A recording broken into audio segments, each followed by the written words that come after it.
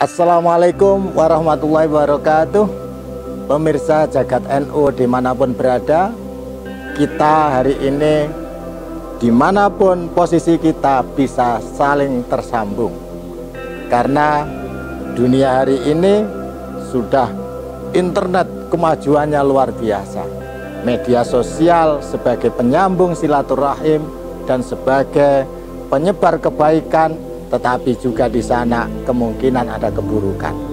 Nah, semua orang hari ini, terutama anak-anak muda, sudah hampir dipastikan punya media sosial. Apa yang harus dilakukan? Yang pertama, media sosial yang tujuannya adalah sosialisasi kepada sanak saudara tetangga yang jauh di seberang lautan, yang jauh di seberang antar benua, itu bisa saling mengenal. Nah, perkenalan ini harusnya menambah wawasan dan keilmuan, bukan menambahkan keangkuhan. Karena hari ini hampir orang yang bermedsos itu susah dibedakan antara orang yang berilmu dan orang yang tidak berilmu. Semuanya bisa membuat status dengan sendirinya. Oleh karena itu penting kiranya kita ketika bermedsos itu menggunakan akhlakul karimah. Jangan sampai kita menyinggung orang yang justru betul-betul sahibul ilmi, orang yang punya keilmuan. Jangan sampai media sosial justru menjadikan kita ini menyamaratakan strata keilmuan dan orang yang tidak berilmu. Hal yastawil ladina ya'lamun wal ladina la ya'lamun. Apakah sama orang yang punya ilmu dan tidak?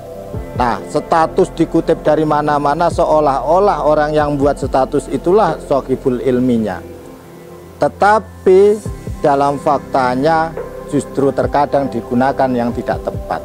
Artinya keilmuan yang dibuat status di dalam media sosial itu harus tepat guna. Jangan sampai menggunakan ayat tertentu tetapi justru tidak sesuai dengan asbabun nuzulnya. Nah, inilah saya kira para teman-teman sahabat sekalian dimanapun berada harus mampu membedakan mana yang harus kita lakukan dan mana yang harus tidak kita lakukan.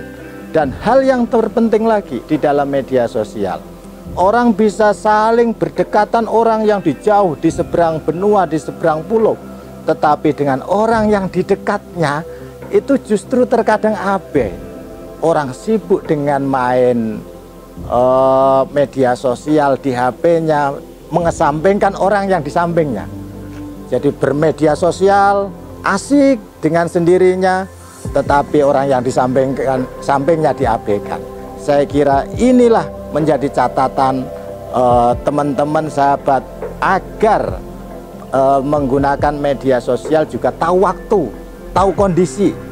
Ketika kita sedang ada tamu, ketika kita sedang bersama keluarga, ketika kita sedang di tempat yang memerlukan komunikasi orang yang di dekat kita, jangan sampai kita dekat dengan orang yang jauh tapi melupakan orang yang dekat. Nah, disinilah kekurangan yang harus kita benahi bersama-sama sehingga media sosial menjadi perekat orang yang di dekat maupun orang yang di jauh untuk saling mengenal dan saling memberikan pemahaman.